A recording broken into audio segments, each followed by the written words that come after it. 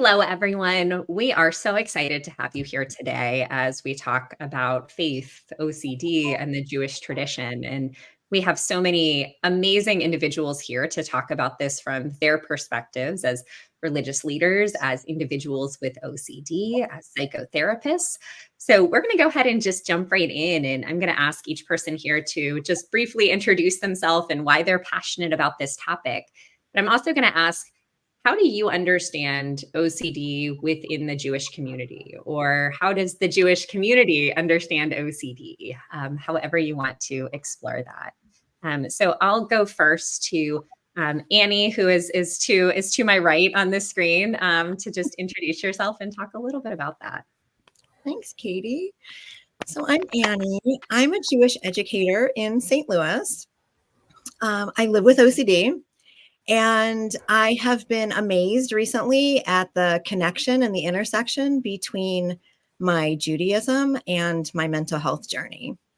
So I've been using a lot of my beliefs, a lot of the teachings of Judaism as I navigate life and try to live my best life with OCD.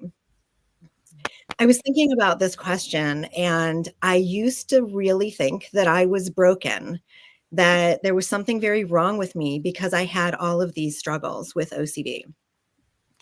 And what I think I've come to really hold on to really strongly is this belief of Judaism that we are all created, B'Tselem Elohim. We're all created in the image of God, and we have sparks of holiness in us.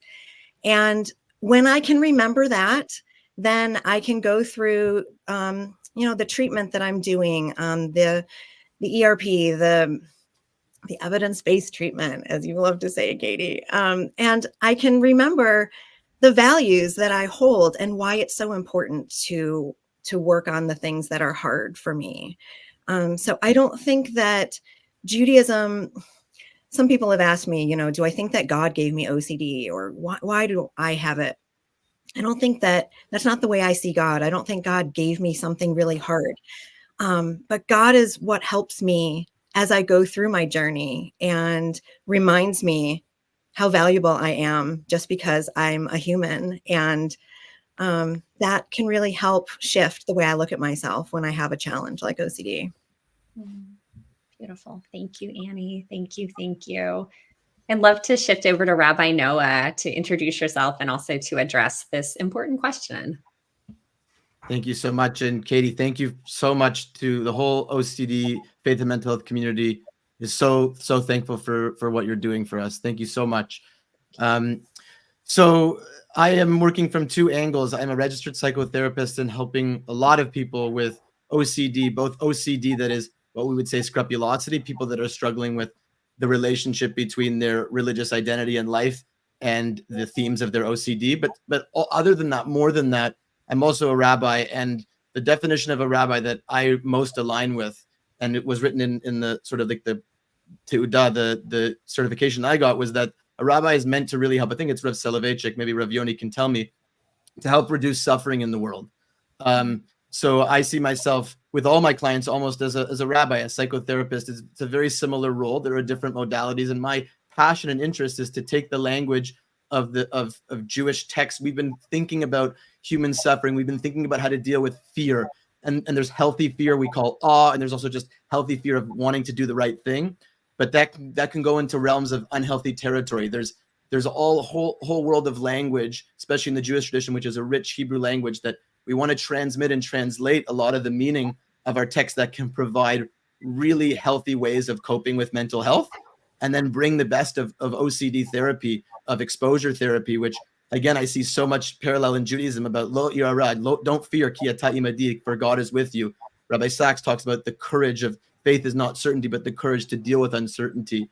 This is the kind of stuff I'm just trying to create a unified language and work with people, because OCD to me, sorry if I'm ranting, but OCD to me is the most religious and spiritual of the mental health illnesses that I've dealt with, because it gets to the core of people's belief systems, their beliefs about reality and thoughts and meaning and relationships. It's really a whole theology.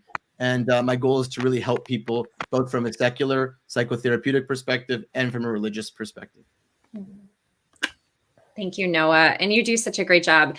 I love being able to have folks who are watching this right now see that you can be a faith leader and you can be a therapist, and that these two things actually, in terms of OCD, can fit together in really beautiful ways. They're not mutually exclusive.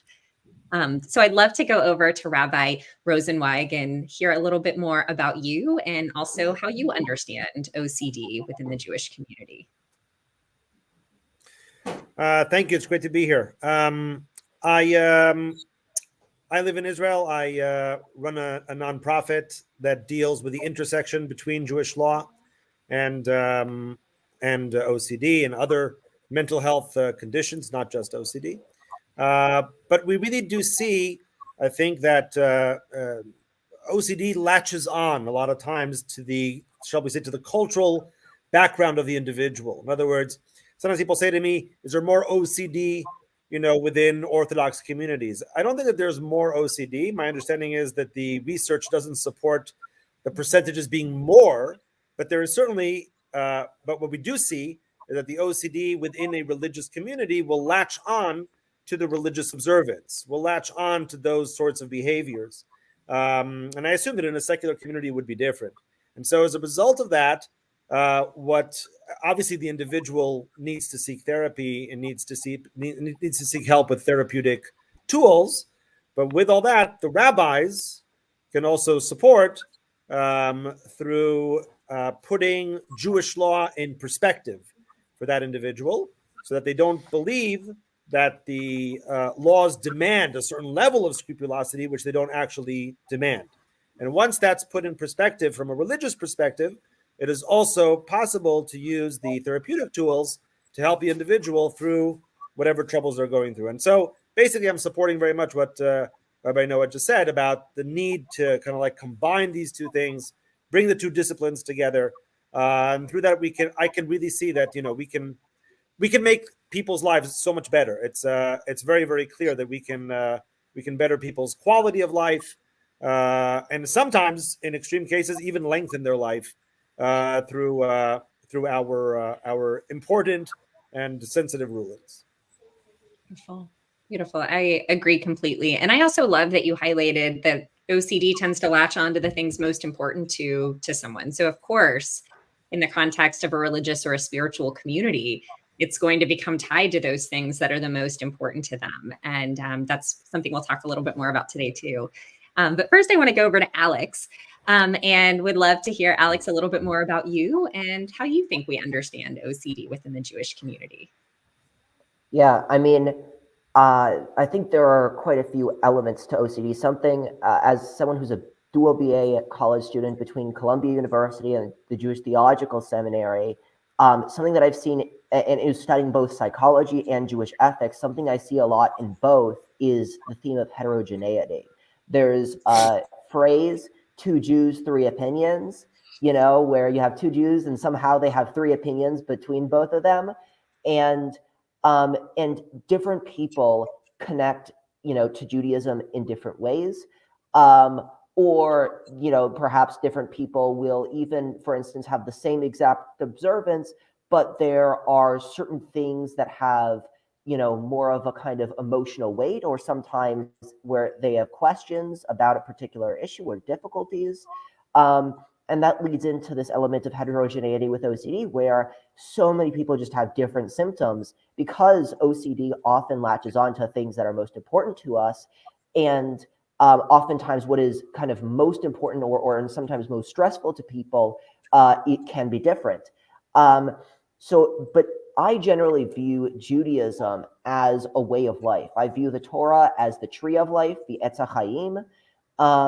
And I think that ultimately the most important thing is to use this to recognize the holistic element of oneself. And so I think that Judaism oftentimes gives me motivation to be the best person I can be, and to focus on my spiritual well-being, but also in order for me to be able to practice my spiritual well-being, which is the ultimate end, I need to be able to work on my physical well-being.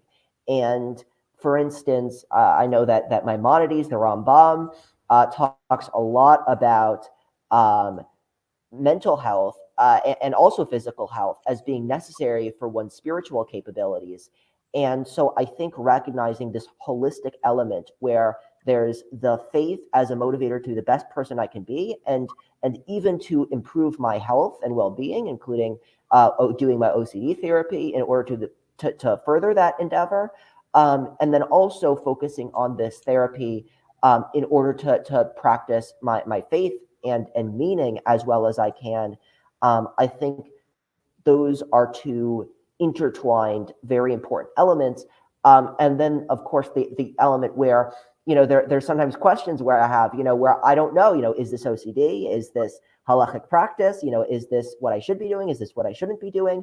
And then oftentimes having a dialogue with a rabbi and a faith leader, a rabbi or a faith leader and a clinician or therapist to understand that when I have questions, there are a few different considerations to have, and in understanding, what is really required, what is the best thing I can be doing, and what makes the most sense for myself, and trying to really understand all the different nuances and considerations. Thank you, Alex. Thank you. And you really got us prepared for this next question, where we're going to talk about support that honors both faith and mental health in an interdisciplinary way. And I'm going to start with this by going over to Noah, because you really started to address this for us, even just in who you are and what you do on a daily basis. So how do you think in the OCD community we can offer support that honors faith and mental health while honoring interdisciplinary work? I think the most important thing is whoever we're working with. I think for us here, it's easier because we have respect for religious traditions, but it's not the case historically. There was actually a lot of friction and tension between religious communities and psychological communities, especially in the early years.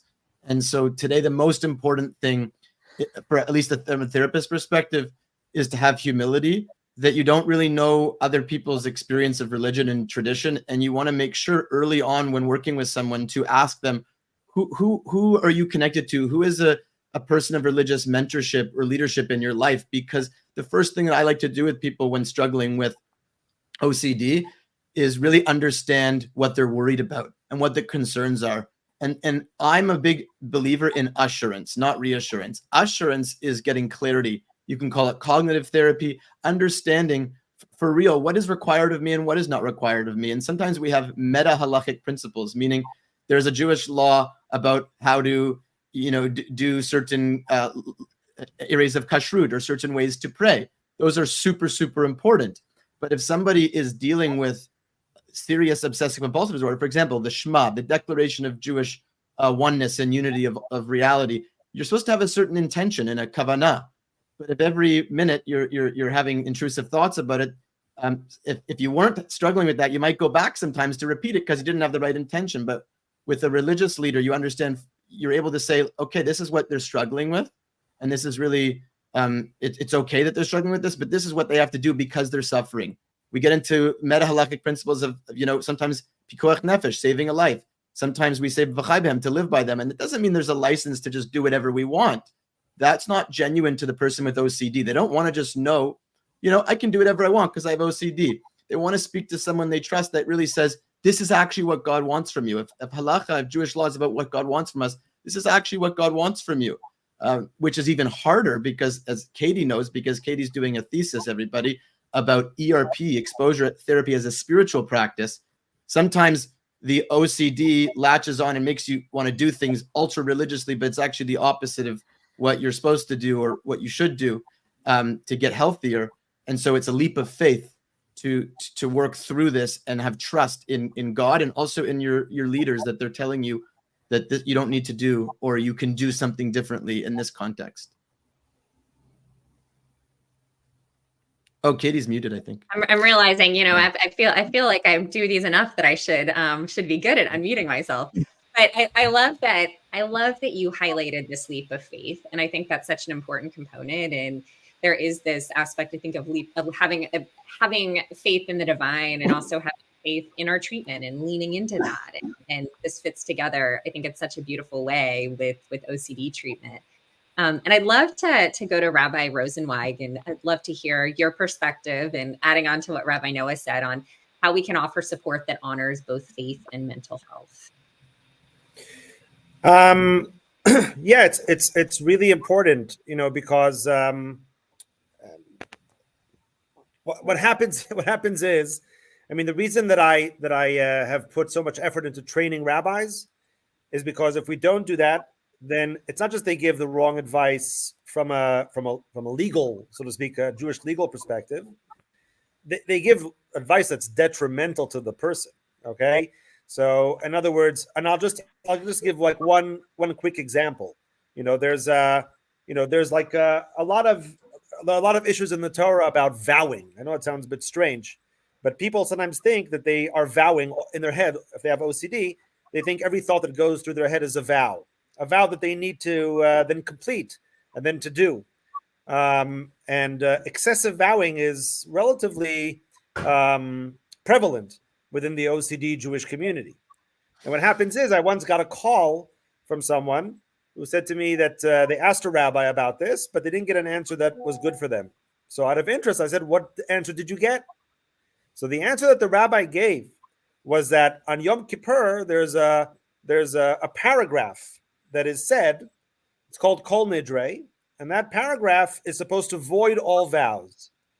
So the rabbi told the individual, they said, "Don't worry, if you were in the synagogue, if you were in shul for that time and you heard that paragraph being said, then don't worry, it nullified your vows." So that was a terrible answer because what happens is that the rabbi, of course, was trying to do a good thing, but he was basically giving something else for the OCD to latch onto. Now, instead of the vowing, the person was trying to figure out whether they were in shul, whether they were there. Did they hear every word? Did they not hear every word? Did the person saying the paragraph know they were there? Were they also thinking about them when they said it? Et cetera, et cetera.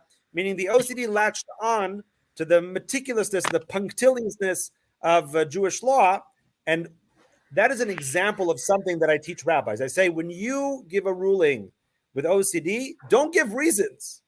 I know rabbis love giving reasons. They love explaining themselves and sourcing themselves, and here's why, and this and that. I tell people, don't give a reason. You're just making it worse. You're just making it worse. You're opening up a Pandora's box. So this is the kind of thing that we need to teach. In other words, we can make people's lives much worse with Jewish law, and we can make it much better. And the way to make it much better is to understand OCD, to understand the sensitivities, the way the mind works, the way this individual works, and be able to supply an answer that will actually make their lives better rather than worse. Yes. Wow. Oh, there's I want to do a whole live stream just on this, but thank you. Thank you. And I'm watching Annie nod as we have this conversation too. So I'm going to go over to Annie to have you add on to how we can offer support that both honors faith and mental health. Wow. Can I be on that live stream that you do? I want to take this whole group and do a whole. You're on it right now. Much longer. No, you really are right now, but I want to do this like for 4 hours. So it's so it's interesting because I think the way I'm going to approach this question is just slightly different. Mm-hmm. I don't typically struggle with scrupulosity per se. It's more that because my faith is so much a part of my life, I'm using that to cope with the OCD. And sometimes where my intrusive thoughts come in is trying to prevent me from going to teach or to go to worship because I might endanger somebody who's there. If I go to teach and I don't do a good job, then, the kids, something might happen to the kids in the future and I would be harming them. If I go to pray, I might endanger the other people in the building. So that's where my intrusive thoughts come in. And I've taken steps to try to create a support for myself so that I can't let myself off the hook. And I feel like in a way I've done a little bit of educating both of my supervisor, the rabbi educator who runs the religious school, and my therapist, who, by the way, is not Jewish. And I've done a lot of thinking about this because over the years, I've had lots of different therapists. And I've had times when I thought maybe I would do better work with a Jewish therapist, but it's hard to find one who knows both, Judaism and OCD, as we're all talking about right now. So the interesting thing is my therapist is amazing because she wants to learn about Judaism, and she's very open to anything that I bring to her that might help in our work together. So that's fantastic. And I find sometimes when I'm explaining certain things to her, I'm able to think it through, and it brings a lot of clarity to myself. And then I kind of did the same thing with my supervisor. I told her a little bit about OCD and how it would make me become really anxious if I, for instance, if I were thinking about going to teach, I would get so anxious and have all these thoughts that I might consider calling in sick and telling her that I couldn't come teach. And I asked her to, if I ever tried to do that, to try to talk me through it and see if I really were sick or if this was trying to ritualize and avoid. And she's been fabulous. I think there's only been one time when I've actually called her and I really was sick. And she was very therapeutically appropriate. She said, I just want to check in with you. Are you trying to avoid coming in or are you actually sick? And so it was really helpful. And now that I'm finished, I don't know if I've actually answered your question, but that's what I've been putting into place. No, I think you did. And I'm so glad that you highlighted a different side than just scrupulosity. And I know you and I have had this conversation a lot as well, that it can show up even outside of scrupulosity. OCD can show up and impact our ability to be present and to show up in our faith communities and engage in practices in a beautiful, authentic way. So I'm so glad that you highlighted that, Yoni. Thank you. Thanks. And then Alex, how do you think we can offer support that honors both faith and mental health? Yeah, I think something interesting, unlike Annie, I do have a Jewish therapist, but actually my therapist just happened to be Jewish. I didn't even choose that. And also, his, observance is different from my observance. So, there are certain concerns, but I think the main thing that I find to be important, as you said, in a therapist is being open and being understanding. And I think I'm not going to say every therapist does this, but I think that there are so many therapists that do this, and really are of that approach. And I think similarly trying to find, a rabbi and mentor that also has this kind of approach for someone.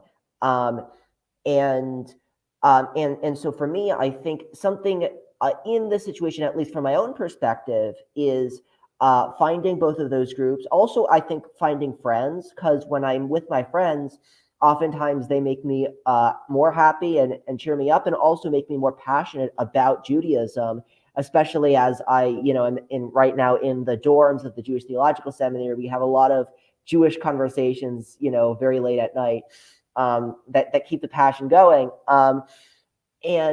But I think from a personal perspective, some strategies that I look at are kind of a balance between having humility and also self-advocacy. And so one thing that I very much focus on is I want to ensure that I'm following kind of normative practice as it looks for me. I generally personally follow Orthodox practice.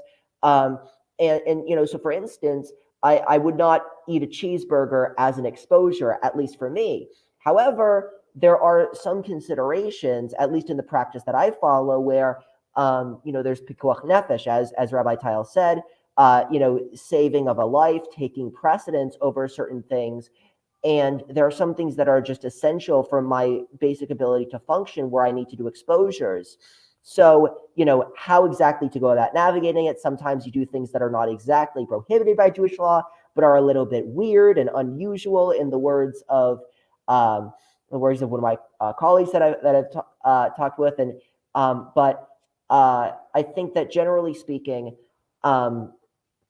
there's that element where it's important to rely on the wisdom of a therapist and of a faith leader. And even if you want to put them in conversation with each other, that could be an important perspective as well. And at the same time, there have been occasions where my therapist has said stuff that didn't really, make as much sense. And what he didn't really understand my connection to religion. And so I just spoke up, and it was very meaningful. And similarly with my rabbi, I think at times, at least I've talked to him about my OCD, and he's been very understanding as well. And so I think that's an important kind of approach to take. Can I just mention one thing? Yeah, absolutely. I'll just mention that that exposure, right? ERP is one of the. I mean, it's like one of the main tools that we use for OCD. And on the other hand, it can cause a lot of. I get a lot of questions about ERP, relatively, in terms of the use of it. And Alex just mentioned something about eating a cheeseburger, that sort of thing, right? So once again, I'll just add, for example, in the Orthodox community, right? Obviously, we don't allow any idol worship. So I had a woman with OCD who would tell me that every time she saw a cross or anything looking like a cross, in other words, even if she just saw a line and a line going through it, if the tiles in her apartment, made that line, it wouldn't matter, where she saw it, etc. It would cause her to think about a cross, and then it would cause her to think that maybe she was betraying God.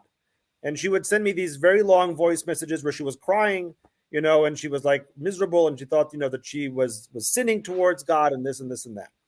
And the thing is, right, that a classic ERP technique would be to bring her into the office and tell her to look at a cross, tell her to hold a cross, maybe tell her to kiss a cross even, or things along those lines, and not to have the response, etc. As a result of that, and that's obviously a very difficult thing for a religious, Jewish religious person to consider, that now they would have to engage with the symbols of other religions on purpose. So not only is it's not only enough that I see it everywhere I go, now you're asking me also to handle it on purpose. That seems very counterintuitive, in an Orthodox setting.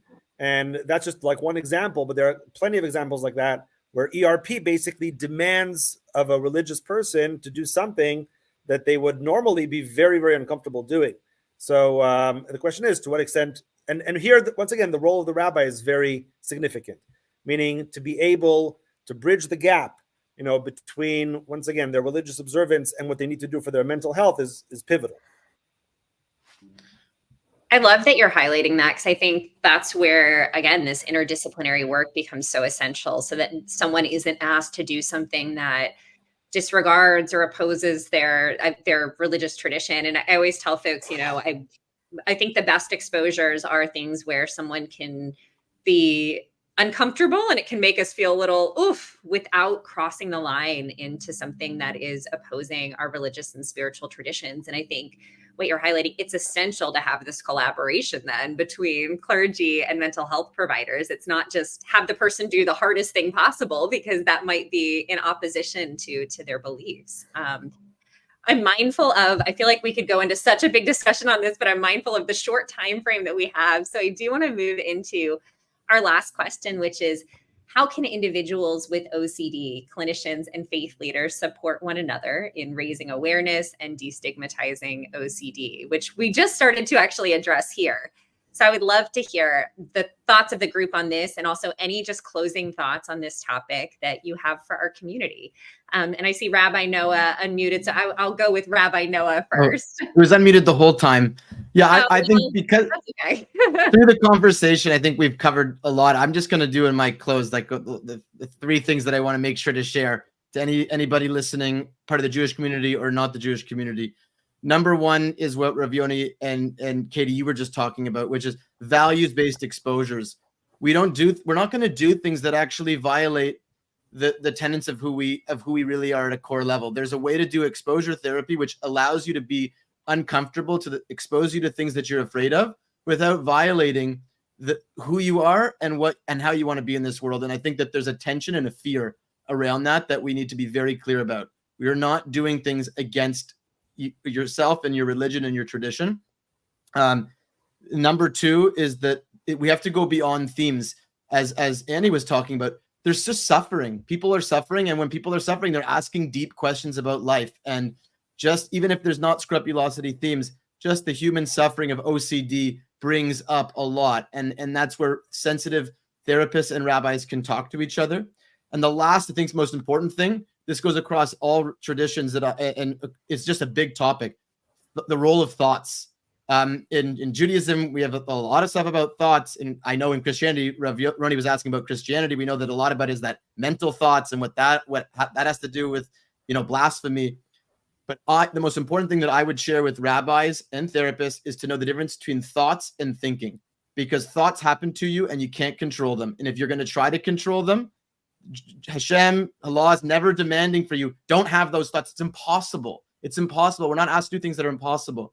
But if we practice disengaging from thinking, which is the response to thoughts, which is a behavior, if we practice disengaging from that, even though they might keep coming up, but we just keep practicing, hopefully the thoughts get less strong. But if we're going to try to change our thoughts and be perfect in our thoughts, it's going to be a disaster. We can't change thoughts, but we can focus our attention and thinking to other areas. And those three things have helped my clients, I think, the most, and in consultation with rabbis on this subject. Thank you, Noah. I'd like to go over to Alex now too, and have you continue the conversation on how individuals with OCD, clinicians and faith leaders can support one another, and also anything else that you would like to share with the community today.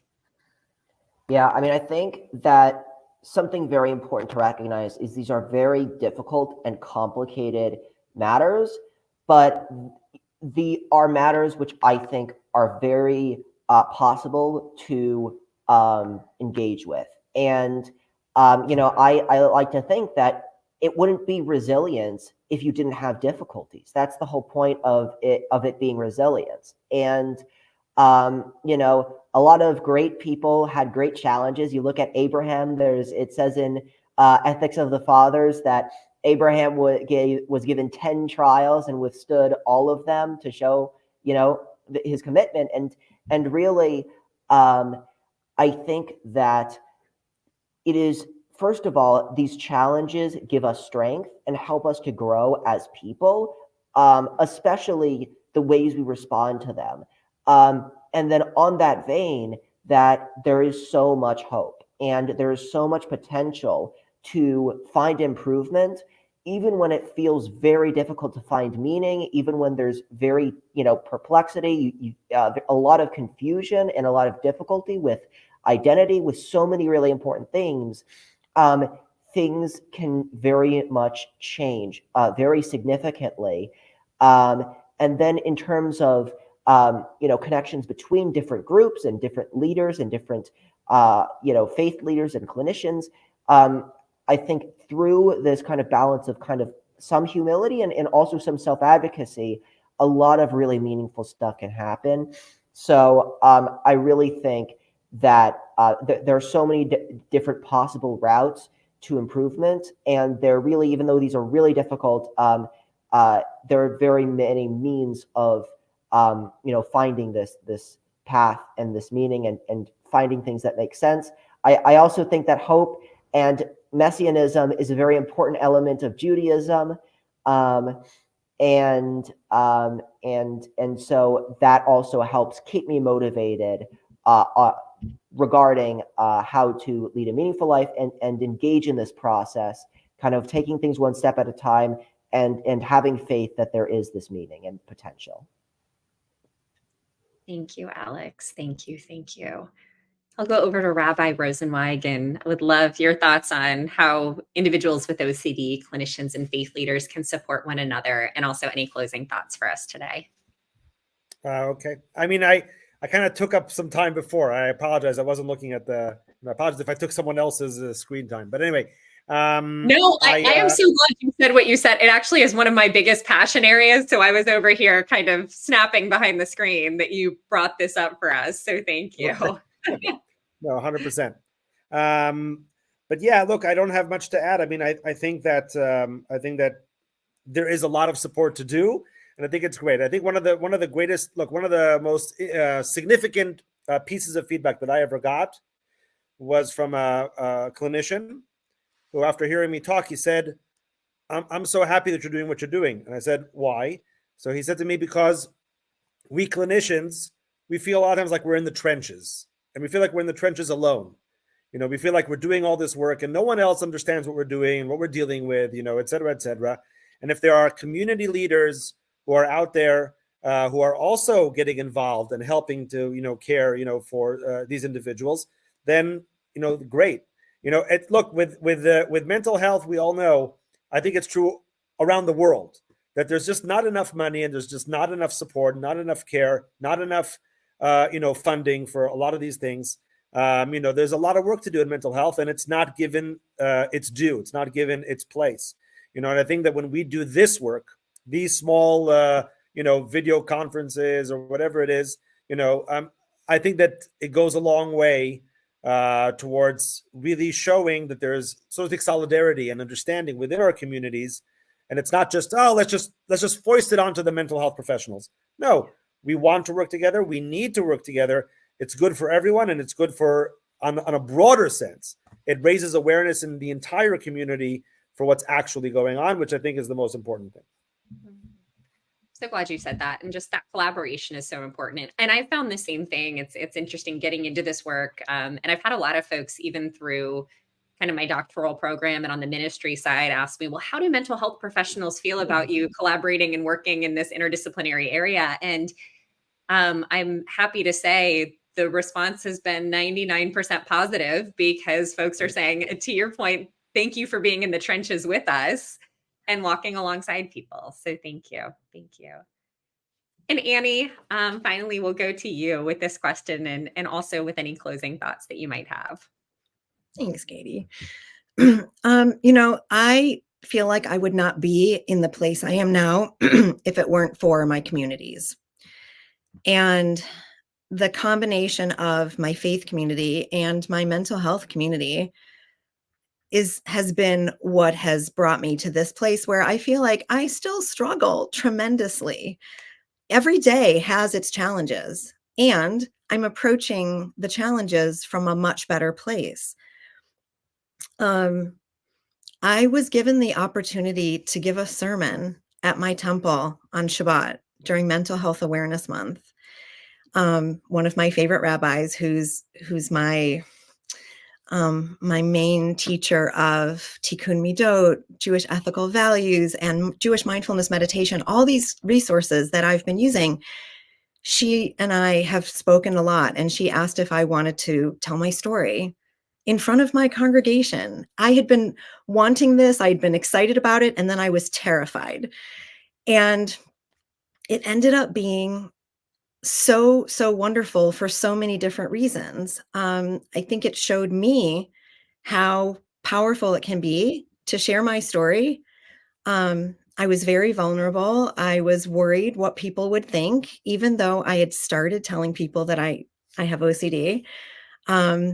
And it was powerful for me to actually stand up and tell my story. And it was powerful to find out that other people were impacted by hearing my story, and other people were coming up and saying, I also have these struggles, and I feel like now I have hope, or I can go get help, or I don't have to be ashamed.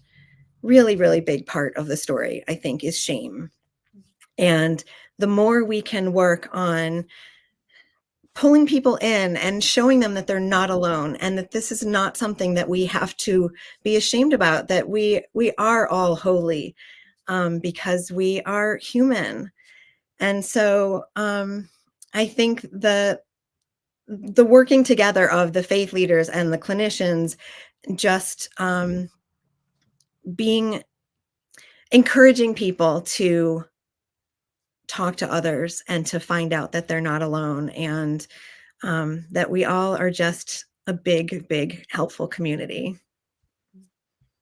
Thank you, Annie. Thank you. What a beautiful space for us to close in this roundtable today. Yeah. Everyone here is amazing. I just want to make sure people find, and community was a huge thing you said, Annie. I couldn't agree more. I just want to make sure people find Maaglei Nefesh. We should plug it here because if anybody wants to talk out their theological, spiritual concerns, finding meaning in this, in their struggling and their suffering. Any questions about Jewish law or how to relate in a healthy way, please contact Maaglei Nefesh, and there's a lot of help for people across the Jewish tradition. Thank you. Thank you, Rabbi Noah. And we'll make sure that there's a link associated with this video, both with the Faith and OCD conference and with where the roundtables are posted with the IOCDF, so that individuals can seek support and resources. So for anyone watching, wherever you are watching at this moment, we do encourage you to check out the IOCDF resources, specifically our Faith and OCD resource page. We also encourage you to attend our annual Faith and OCD conference if you are not already. And we are just so glad that you are here with us today for our first ever, hopefully first of many, Faith and OCD Jewish Roundtable discussions. So thank you for our amazing panelists, and we will see you next time.